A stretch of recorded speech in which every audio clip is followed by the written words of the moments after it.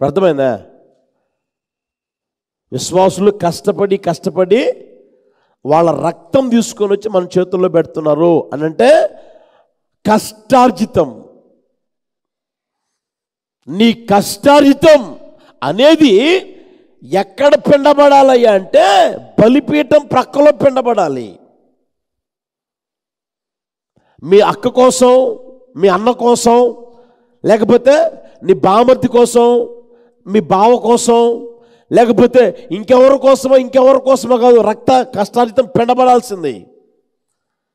నీ కష్టార్జితం ఎక్కడ పిండబడాలి అంటే బలిపీఠం ప్రక్కలో పిండబడాలి.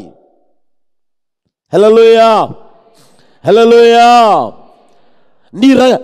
నీ కష్టార్జితం అది. ఉదయం పోయి సాయంత్రం వరకు నువ్వు డ్యూటీ చేస్తున్నావో, ఓటీ చేస్తున్నావో, వ్యాపారం చేస్తున్నావో, ఉద్యోగం చేస్తున్నావో, లేదా పాసి పని చేస్తున్నావో, లేదా కూలి పని చేస్తున్నావో, లేదా ఇంకోటి చేస్తున్నావో అది నీకు తెలుసు. అర్థమవుతుందండి? దాని ద్వారా వచ్చిన కష్టార్జితం అనేది ఎక్కడ పిండబడాలంటే బలిపీఠం ప్రక్కలో పిండబడాలి. అంటే యేసయ్య సేవలో, యేసయ్య పరిచర్యలో ఏమంటే నీ కష్టార్జితం వాడాలి. నీ కష్టార్జితం ఖర్చు పెట్టాల్సింది ఎక్కడయ్యా అంటే దేవుని పరిచర్యలో, దేవుని సేవలో నీ కష్టార్జితం వాడబడాలి. హల్లెలూయా. ఈరోజున కొంతమంది చూడండి, కష్టపడి ఏమంటే కష్టపడి సంపాదించి ఏం చేస్తున్నారో తెలుసునా? ఏమంటే వడ్డీ వ్యాపారం చేసి ఉన్నారు కొంతమంది. పాస్టర్లే తయారయ్యారు వడ్డీలకి ఇవ్వడం, వడ్డీ వ్యాపారాలు చేయడం. అర్థమవుతుందండి? విశ్వాసులకి వడ్డీకి ఇచ్చే పాస్టర్లు ఉన్నారు, సేవకులు ఉన్నారు. వడ్డీలకి ఏమన్నా నీ కష్టాన్ని ఇవ్వకూడదు, వడ్డీ వ్యాపారం చేయకూడదు. అప్పు ఇవ్వవచ్చు, బైబిల్ ఉంది కదా. అప్పు తీసుకునేవారిగా కాకుండా అప్పు ఇచ్చేవారిగా చేస్తానని ఉంది. అప్పు ఇవ్వచ్చు కాదన్నమ్లా. అయితే నీ జీవితంలో వడ్డీ వ్యాపారం చేయకూడదు. ఈరోజున చాలామంది వడ్డీ వ్యాపారాలు చేసేవాళ్ళు ఉన్నారు. ఇంకా సంపాదిద్దామని చక్కెర వడ్డీ పోయి, బారు వడ్డీ పోయి, ఆ తర్వాత ఇంకొక వడ్డీ పోయి, ఇప్పుడు ఏమన్నా 10 రూపాయలు, 15 రూపాయలు, 20 రూపాయలు వసూలు చేసిన కూడా ఉన్నారు, చాలామంది ఉన్నారు. నీ కష్టార్జితం దానికి అది ఉపయోగించాల్సింది. నీ కష్టార్జితం ఎక్కడ పిండబడాలి అంటే బలిపీఠం ప్రక్కన పిండబడును గాక. హల్లెలూయా. దేవుని పరిచర్యలో వాడుదురుగాక. అది ఎంతైనా రాని నీ అవసరాలనేవి తీర్చబడిన తర్వాత, భార్య భర్త 2 పిల్లలు అనేవాళ్ళు ఉంటే ఆ అవసరాలు తీర్చబడిన తరువాత ఆ రక్తం ఎక్కడ పిండబడాలి అంటే బలిపీఠం ప్రక్కలో పిండబడును గాక. దేవుని సేవల్లో అవి వాడేటట్లుగా నీ వ్యక్తిత్వం మరల్చుకోగలగాలి. అది ఎంతైనా కానీ. బైబిల్లో మనందరికీ బాగా పరిచయం ఒక మాట చూపిస్తాం చూడండి. లూకాసు వర్తమానం 21వ అధ్యాయం 1వ వచనం చూడండి. కానుక పెట్టెలో తమ కానుకలను వేయుచున్న ధనవంతులను ఆయన పారజూసెను. ఒక పేద విధవరాలు 2 కాసులు అందులో వేయుచుండగా చూసి, ఈ పేద విధవరాలు అందరికంటే ఎక్కువ వేసినని మీతో నిజముగా చెప్పుచున్నాను. వారందరూ తమకు కలిగిన సమృద్ధిలో నుండి కానుకలు వేసిరి, కానీ ఈమె తన లేమిలో ఆమె లేమిలో తనకు కలిగిన, ఇప్పుడు అర్థమైన జీవనమంతయు వేసింది. తమకు కలిగిన జీవనమంతయు వేసేసింది. ఎవరి కోసం వాడింది అది? ఆమె రక్తం లేదా ఆమె కష్టార్జితం, ఆమె జీవనం అంతయు ఎక్కడ వేసిందంట? కానుక పెట్టెలో వేసింది. చూడండి, యేసు ప్రభువారు ఆమెను గురించి ఎంత ఘనంగా, ఎంత గొప్పగా చెప్పారో ఆలోచన చేయగలగాలి ప్రియ దేవుని బిడ్డలారా. కనుక ఈ మాటలు ఉంటే మన వ్యక్తిగత జీవితం ఎలా మారిపోవాలి అంటే, దహన బలి అర్పించడం నువ్వు మొదలు పెడితే మీ కష్టార్జితం ఎక్కడుంటుందయ్యా అంటే దేవుని బలిపీఠం ప్రక్కలో, అంటే యేసయ్య పరిచర్యల్లోనే మీ కష్టారితం వాడుదురుగాక. హల్లెలూయా. దేవుని సేవ కోసం ఏమండి మీ కష్టారితం అది ఎంతైనా సరే ఉపయోగించుదురుగాక. బైబిల్లో వ్రాయబడిన మాట, గ్లాసుడు సన్నీళ్ళు ఇచ్చిన వారు దాని ప్రతిఫలం పోగొట్టుకోకపోతే కష్టారితమంతా దేవుని సేవలో వాడితే దేవుడు వారిని మర్చిపోతాడా?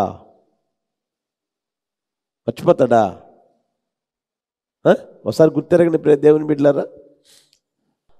అర్థమవుతుందా? మీ కష్టారితం ఎక్కడ పిండబడుతుందో మీరు ఆలోచన చేసుకోండి ఒకసారి. ఎక్కడిస్తున్నావో అది ఏమైపోయిందో, ఏమండి ఏమైపోతుందో కాస్త గుర్తెరగండి. సహాయం చేయొచ్చు, తప్పులేదు. ఎంతైనా సహాయం చేయి. 100 చేయి, 200 చేయి, 300 చేయి, 400 చేయి. వడ్డీ వ్యాపారాలు చేసి వడ్డీలు వసూలు చేసి ఏమంటే అవి అసలుకే ఎసురు అవుతుంది. వాడు నీకు కనపడకుండానే పోతాడు. రూపాయి కూడా నీకు దక్కదు. ఆ తర్వాత కుమిలి ఏడవాలి, కుమిలి బాధపడాలా.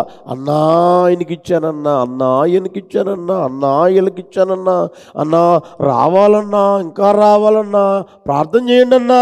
నువ్వు ఎంతైనా ప్రార్థన చేయి. దేవుని దగ్గర నీ రక్తం పిండబడకుండా ఎవరి కోసమో ఏమండి నువ్వు అది పిండావు కనుక అది రాదు. కనుక నీ జీవితంలో ఇక మీద నువ్వు నేర్చుకోవాల్సిన సత్యం ఏంటంటే, నువ్వు దహన బలి అర్పింప మొదలు పెడితే నీ రక్తం ఎక్కడ పిండబడాలి? బలిపీఠం ప్రక్కలో పిండబడును గాక.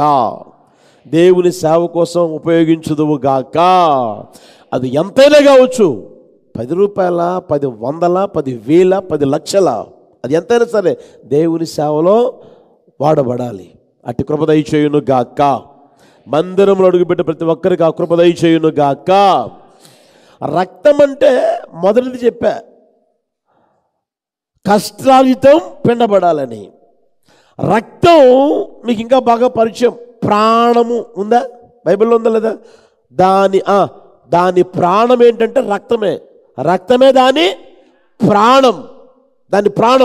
ఇప్పుడు మనం చూద్దామా? చూడండి, మనిషి కోసం జీవించేవాళ్ళు కొంతమంది ఉంటారు. దేవుడిచ్చిన ఆయుష్ కాలం మనిషి కోసం, మనుషుల కోసం జీవించేవాళ్ళు ఉంటారు. నేను ఎందుకు బతుకుతున్నావు అని అంటే, ఎందుకు బతుకుతున్నావు ఏందన్నా, నాకు 2 కూతుర్లు ఉన్నారు, నాకు 2 కొడుకులు ఉన్నారన్నా, వాళ్ళ కోసం బతుకుతా ఉన్నా. లేకపోతే ఎప్పుడూ చచ్చిపోయేదాన్ని. నా జీవితం ఎప్పుడూ ముగించబడేది. అంటే ఏమో బ్రతికేది ఎవరి కోసం? ఇప్పుడు చెప్పండి. కూతురు కోసం, కుమారుడి కోసం, కుమార్తె కోసం, కుమారుడి కోసమే ఏం బ్రతికేది. ఇంకొంతమంది అడగండి, ఎందుకు బతుకుతున్నావని అడగండి. ఎందుకు బతుకుతున్నావు ఏందన్నా, ఉన్నాడుగా ఒక ఆయన, ఆయన కోసం బతుకుతా ఉన్నా అంటారు. ఎందుకు బతుకుతున్నావు అని అడగండి. ఏం చేద్దామన్నా, పోతా ఇల్లు ఇది కట్టి పెట్టిపోయారు, చూసుకోవాలిగా, ఈ ఇల్లన్నా చూసుకోవాలిగా, ఇల్లు చూసుకునేందుకు బతుకుతా ఉన్నా అని అనేవాళ్ళు చాలామంది ఉంటారు. అయితే మన వ్యక్తిగత జీవితంలో చూద్దామా? గమనించండి ప్రియ దేవుని బిడ్డలారా, మనిషి కోసం జీవించడం అన్నిటికన్నా మహాప్రమాదకరం. ఒక వ్యక్తి కోసం, మనిషి కోసం బ్రతకడం అనేది మహాప్రమాదకరం. ఏ రోజో ఒక రోజున ఆపద ఏమంటే నీకు తెలియకుండా వచ్చి నీ మీద పడుతుంది. ఏ మనిషి కోసమైతే బ్రతుకుతా అనుకుంటున్నావో ఆ మనిషి ద్వారానే తెలియకుండా ఆపద నీకు వస్తుంది. అయితే నీ జీవితంలో బ్రతకవలసింది ఎవరి కోసమై అంటే, నీ కోసం ప్రాణం పెట్టి తిరిగి లేచిన నజరేయుడైన యేసయ్య కోసం నీవు బ్రతుకుదువుగాక. హల్లెలూయా, హల్లెలూయా. ఆ మాట బైబిల్లో మీకు చూపిస్తాను చూడండి. కొరింథీయులకు రాసిన 2వ పత్రిక 5వ అధ్యాయం 16వ వచనం. కొరింథీయులకు రాసిన 2వ పత్రిక 5వ అధ్యాయం 16వ వచనం చూడండి. జీవించు వారిక మీదట తమ కొరకు కాక తమ నిమిత్తము మృతి పొంది తిరిగి లేచిన వాని కొరకే జీవించుటకు ఆయన అందరి కొరకు మృతి పొందెననియు నిశ్చయించుకొనుచున్నాము. ఆ వాక్యములు మీరు ఆలోచన చేస్తే, యేసు ప్రభువారు ఈ లోకానికి వచ్చారు. నిందల పాలై అవమానాలు పొంది పిడుగుద్దులు తిని ఆఖరి రక్తబొట్టును ఆయన కార్చి, ఏమండి, ఆయన మరణించి పాతి పెట్టబడి తిరిగి లేచాడు. అర్థమవుతుందండి? తిరిగి లేచాడు. ఇప్పుడు ఆ మాట చూడండి, ఆయన ఎందుకు మృతి పొందాడు, ఆయన ఎందుకు తిరిగి లేచాడు అని అంటే, జీవించు వారికి మీదట తమ కొరకు కాక. ఇప్పుడు మనం అందరం ఎవరమే? బ్రతికున్న వారమా, చచ్చిన వారమా? బ్రతికున్నాం కదా, జీవిస్తూ ఉన్నాం కదా. జీవిస్తూ ఉన్న వారము తమ కొరకు కాక, తర్వాత తమ నిమిత్తం నీ కోసము మృతి పొంది తిరిగి లేచిన, హల్లెలూయా హల్లెలూయా, అది గుర్తెరుగుదురుగాక. నీ కోసం మృతి పొంది నీ కోసం తిరిగి లేచి నీ కోసం మరలా రాబోతున్నది ఎవరు? నజరేయుడైన యేసయ్య. హల్లెలూయా. నీవిక మీదట జీవించగలిగితే ఆయన కోసం జీవించగలగాలి, ఆయన కోసం నువ్వు బ్రతకగలగాలి. హల్లెలూయా. నీ రక్తం బలిపీఠం ప్రక్కలో పిండబడ్డం, దానికి అర్థం ఏంటయ్య అంటే, నీ కష్టారితం దేవుని పరిచయంలో ఉపయోగించడమే కాకుండా నీకిచ్చిన ఆయుష్కాలం యేసయ్య కొరకు బ్రతుకుదువుగాక, యేసయ్య కొరకే బ్రతుకుదువుగాక. హల్లెలూయా. ఈరోజున ఆలోచన చేసుకో సహోదరుడా, సహోదరి, ఎవరి కోసం నువ్వు బ్రతుకుతా ఉన్నావు? దేనికోసం బ్రతుకుతా ఉన్నావు? ఆలోచన చేయండి. అయ్యో, నా కోసం యేసు ప్రభు లోకానికి వచ్చాడు, ఆఖరి రక్తబొట్టును కార్చాడు, ఆ రక్తం ద్వారా నన్ను కొన్నాడు, నన్ను కడిగాడు, ఈరోజు నీతిమంతునిగా పరిశుద్ధునిగా ఆయనను తీర్చిదిద్దాడు కనుక, ఆయన నా కోసం మృతి పొందాడు కనుక నేను ఆయన కొరకు జీవించాలి అన్న తీర్మానం నీకుందా? ఆశీర్వాదం పొందేదానికి బ్రతుకుతా ఉన్నాను అంటారు, దీవించబడేదానికి బ్రతుకుతూ ఉన్నాను అంటారు. దానికోసంగా మనం బ్రతకాల్సింది యేసయ్య కొరకు బ్రతుకుదుము గాక. హల్లెలూయా.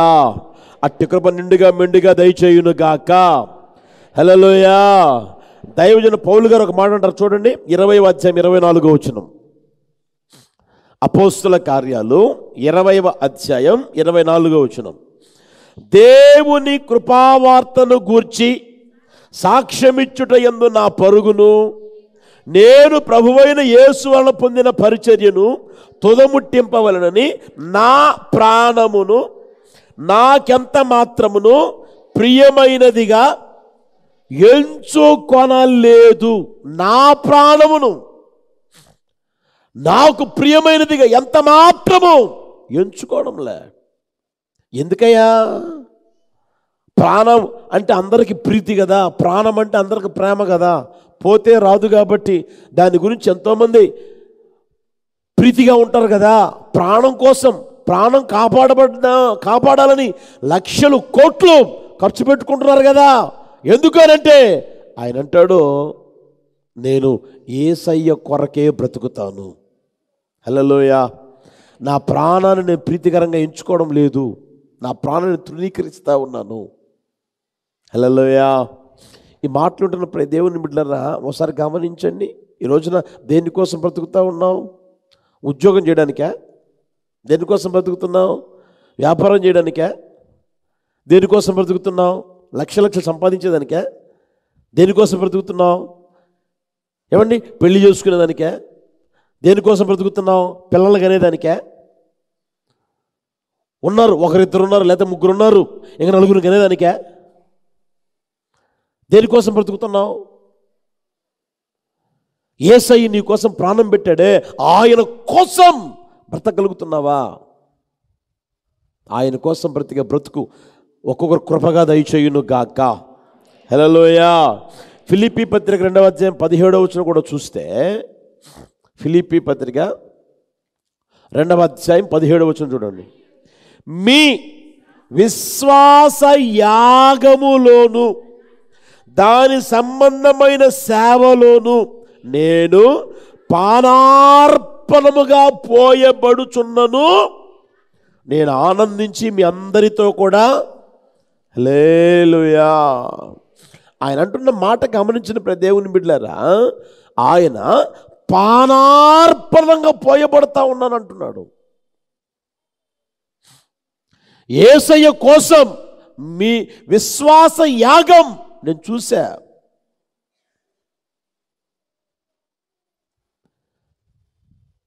విశ్వాస యాగములోను దానికి సంబంధమైన సేవలోను నేను పానార్పణంగా పోయబడతా ఉన్నా. యేసయ్యకి మహిమ కలుగును గాక.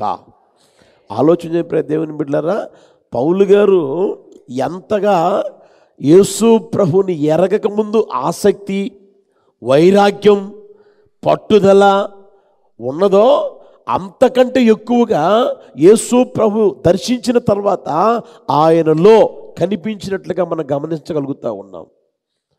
ఆ వైరాగ్యం తగ్గిపోలా, ఆ పట్టుదల తగ్గిపోలా, దేవుని కోసం బ్రతికే ఆ బ్రతుకు ఏమంటే తగ్గిపోలా, ఇంకా ఎక్కువైపోయింది. వైరాగ్యం ఎక్కువైపోయింది, దేవుని కోసం బ్రతకడం, పట్టుదలగా జీవించడం ఇంకా ఎక్కువైపోయింది, దేవుని కోసం పానార్పణంగా పోయబడ్డం ఇంకా ఎక్కువైపోయింది. హల్లెలూయా. ఆ రోజుల్లో మత పిచ్చి, ఆ రోజుల్లో కుల పిచ్చి, ఏమండి యేసు ప్రభును దర్శించిన తర్వాత, యేసు ప్రభును ఎరిగిన తర్వాత యేసు ప్రభు పిచ్చి ఎక్కువైపోయింది. ఆయనకి యేసు ప్రభు పిచ్చి ఎక్కువైపోయింది. యేసయ్య కోసమే బ్రతకాలి, యేసయ్య కోసమే ప్రాణాన్ని పణంగా పెట్టాలి, యేసయ్య కొరకే సమస్తం నేను పెంటతో సమానంగా ఎంచుకోవాలన్న ఆ తీర్మానంలో ఆయన చేయడమే కాకుండా అలా నడిపించబడ్డం, అలా జీవించడం మనం గమనించగలుగుతా ఉన్నాం. ప్రియ దేవుని బిడ్డలారా, హల్లెలూయా, హల్లెలూయా. ఆయనకున్న ఆ వైరాగ్యం, ఆయనకున్న ఆ భక్తి, ఆయనకున్న ఏమండి ఆ పట్టుదల, ఆయనకున్న ఆ ఆసక్తిలో మనలో ఏమైనా కొంచెమన్నా కనపడుతుందా? ఒకసారి గుర్తెరగండి. యేసు ప్రభు కోసం బ్రతకడంలో కొంచెమన్నా కనిపించగలుగుతా ఉన్నామా? ఆలోచన చేసుకుందాము గాక. హల్లెలూయా. దహన బలి అంటే అర్థం ఏంటంటే నీ తల త్రుంచబడాలా. నీ ఆలోచనలు, నీ తలంపులు, నీ స్వభావాలు, నీ బుద్ధులు, నీ పాత ఏమండి అవన్నీ నిర్మూలమైపోవాలి. నీకు శిరస్సుగా నీ తల ఉండకుండా నీకు శిరస్సుగా యేసయ్య ఉండును గాక. హల్లెలూయా. యేసయ్య తలంపులు, యేసయ్య ఆలోచనలు, యేసయ్య ఉద్దేశాలు, యేసయ్య కోరికలు, యేసయ్య చూసిన చూపులు, యేసయ్య కలిగిన పవిత్రమైన జీవితం నీకు కాగలగాలి, నీలోనికి రావాలి. తల త్రొంచబడ్డం అంటే తర్వాత మనం గమనించగలుగుతున్నాం, దాని రక్తమును బలిపీఠం ప్రక్కన దూరంగా కాదు, బలిపీఠం దూరంగా కాదు, బలిపీఠం ప్రక్కనే పిండబడాలి. నీ కష్టార్జితం యేసయ్య సేవలో ఉపయోగించుదువు గాక. హల్లెలూయా. నీ ప్రాణం యేసయ్య కొరకే విడుచుదువు గాక. యేసయ్య కోసం నువ్వు బ్రతకగలగాలి. ఈరోజు వరకు ఒకవేళ తెలుసో తెలియకో దేనికోసమో ఎవరి కోసం బ్రతికావో నీకు తెలుసు. ఆ అమ్మాయి నా కోసమే పుట్టిందండి, ఆ అబ్బాయి నా కోసమే పుట్టాడండి, ఆ అమ్మాయి కోసమే బతుకుతా ఉన్నా, ఆ అబ్బాయి కోసమే బతుకుతా ఉన్నానండి. అర్థమవుతుందా? దానికోసం నువ్వు బ్రతకాల్సింది, దానికోసమే కాదు నువ్వు జీవించాల్సింది. నీ కొరకు ఆ అమ్మాయి లేదా అబ్బాయి పరిచయం కాకముందే యేసయ్య నీ కోసం ప్రాణం పెట్టాడు. హల్లెలూయా. నువ్వు బలహీనుడివై ఉండగానే, నువ్వు పాపివై ఉండగానే, నువ్వు శత్రువై ఉండగానే ఆయన నీకోసం ప్రాణాన్ని పణంగా పెట్టాడు. ఆఖరి రక్తబొట్టును కార్చాడు. ఆయన మృతి పొందాడు, తిరిగి లేచాడు. హల్లెలూయా. ఎవరి కోసమయ్యా అంటే ఆయన కోసం ఆయన మృతి పొందలేదు, కానీ ఆయన మన కోసం మృతి పొంది తిరిగి లేచాడు కనుక ఆయన కొరకు మనం జీవించే జీవితం ఇక మీదట మాధుర్యంగా మార్చుకొందుముగాక. ఇక మీదట జీవించే వారం యేసయ్య కొరకు జీవించుదుముగాక. హల్లెలూయా. అట్టి కృప మందిరంలో అడుగుపెట్టిన ప్రతి ఒక్కరికి దయచేయునుగాక. హల్లెలూయా. చదవండి. లేవియాకాండం 1వ అధ్యాయం 3వ మాట చూడండి. 3వ అనుభవం. మొదటిది ఏంటి? తలను త్రొంచాలి. రెండవది రక్తమును బలిపీఠం ప్రక్కలో పిండాలి. 3వ చూడండి, 16వ చూడండి. దాని పొట్టను ఓడదీసి బలిపీఠపు తూర్పు దిక్కున బూడిదను వేయి చోట దానిని పక్కలో చెప్పాడా? బలిపీఠ పక్కలో పెట్టమన్నాడా? దేన్ని చెప్పలేమండి. పావురు పిల్ల తీసుకొని వస్తే ముందు తుంచేమన్నాడు. తర్వాత ఏం చెప్పాడు? దాని రక్తాన్ని ముందు పిండరా, దాని రక్తాన్ని పిండేసేయి అన్నాడు. ఆ తర్వాత ఏమన్నా తెలిసినా, రే ఆ పొట్టుందే, లోపల పొట్టుందే, దాన్ని ఓడదీసి అక్కడ పడేసేయి, దాని పక్కన వద్దు, అక్కడ పడేసేయి. అమ్మ చూడండి, అక్కడ తూర్పు దిక్కున బూడిదను వేయు చోట దాన్ని పారేసేయి, అది పనికిరాదు, పడేసేయి. హల్లెలూయా. పొట్టను ఓడదీసి, హల్లెలూయా. ఏం ఓడదీయాలి ఇప్పుడు చెప్పండి అందరూ? పొట్టను ఓడదీసి అంటే అర్థం ఏంటి? మీకు గతంలో చెప్పాను అనుకుంటా, అలా చెప్తాను వినండి. తినేదానికి బతకూడదు, అర్థమైందా? తినేదానికి బతకూడదు, బతికేదానికి అంత తినాలి.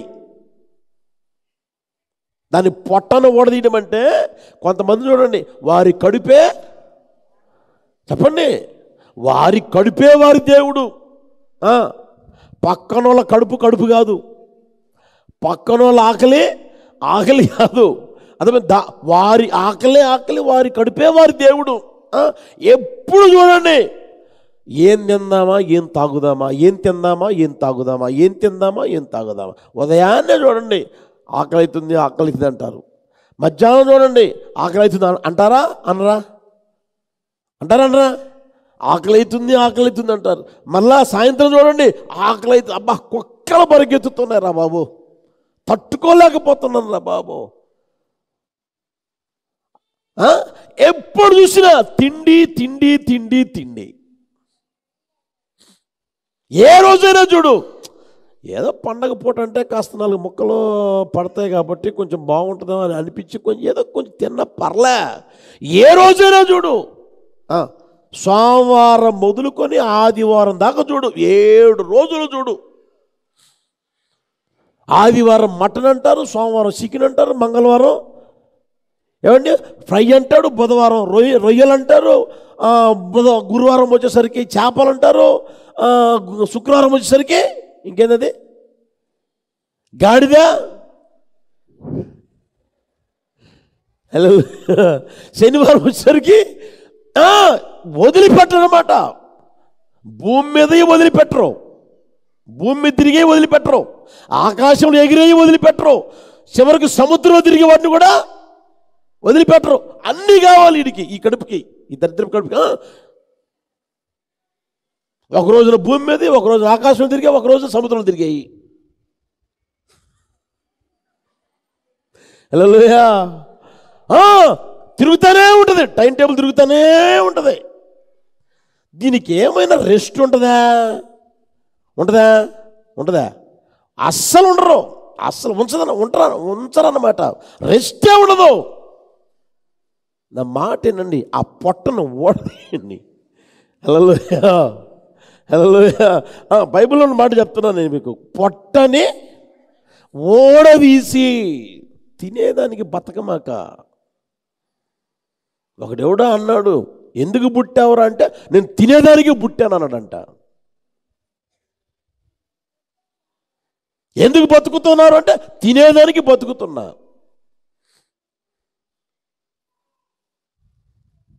ఆ పొట్టను ఓడదీయండి కొంచెం. దహన బలి అది ఎవరికి ఇంపైన హోమం చెప్పండి? ఎవరికిష్టమైనది? ఎవరికిష్టమైనది? మనం ఆరాధన చేస్తున్న దేవునికి ఇష్టమైన బలి అది. దహన బలి ఇష్టమైన హోమం. ఆయన ఇంపైన సువాసన ఆగ్రహించి ఆయన నిన్ను ఆశీర్వదించినట్లు, నిన్ను దీవించినట్లు నువ్వేం చేయాలి అంటే దహన బలి అర్పించుదువుగాక. ఒకవేళ ఈరోజు వరకు అర్పించలేదు, మొదలుపెట్టు. దహన బలి అర్పించడం మొదలుపెట్టు. హల్లెలూయా. మూడో అనుభవం ఏంటంటే, మనం నేర్చుకుంటూ ఉన్నాం, దాని పొట్టని ఊడదీసి. ఆ మాట చూడండి అక్కడే, ఫిలిప్పీ పత్రిక 3వ అధ్యాయం 19వ వచనం. ఫిలిప్పీ పత్రిక 3వ అధ్యాయం 19వ వచనం. నాశనమే వారి అంతము, వారి కడుపే ఇంకొక చోట ఉంటుంది, ఏమో తెలిసిన, తిండి కడుపు కోసమే, కడుపు తిండి కోసమే. అయితే అవి రెండు నాశనం అయిపోయాయి. అవి రెండు నిత్యము ఉండేవి కాదు. అవి రెండు నిత్యమైనవి కాదు, శాశ్వతమైనవి కావు. ఈ కడుపు నాశనం అయిపోతుంది, కడుపు కోసం తయారైన తిండి కూడా నాశనం అయిపోతుంది. అరే దానికోసం నువ్వెందుకు ప్రాకులాడుతూ ఉంటావు? దానికోసం నువ్వెందుకు తపన పడుతూ ఉంటావు? ఎప్పుడు తిండి తిండి తిండి తిండి. ఒరే ఒకరోజు ఉపవాసం ఉండు. నేను ఉండలేను. ఏంటంట?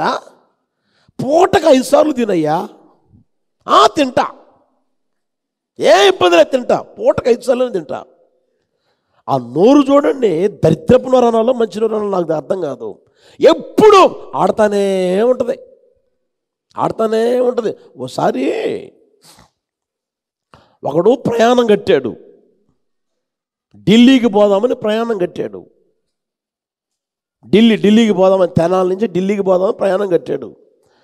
కడితే పాపం వాళ్ళ అమ్మ వాళ్ళ నాన్న ఇంత దూరం పోతున్నారు కదా అని ప్రయాణం 1.5 రోజు పడుతుంది కదా, 1.5 రోజు పడుతుంది. కాలక్షేపం కోసమని కాస్తో కోస్తో తయారు చేసి పెట్టారు, తీసుకుపోరా అని.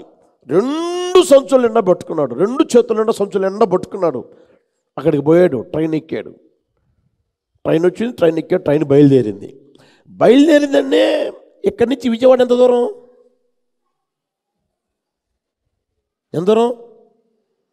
ఎంతసేపు జర్నీ? ఒకవేళ గేట్లు ఎక్కడన్నా ఏసీ సిగ్నల్ ఏదైనా రాకపోతే 1 గంట లేకపోతే 2 గంటలు పడుతుంది. అవునా? ఈ 2 గంటల్లో ఒక సంచి ఖాళీ అయిపోయింది.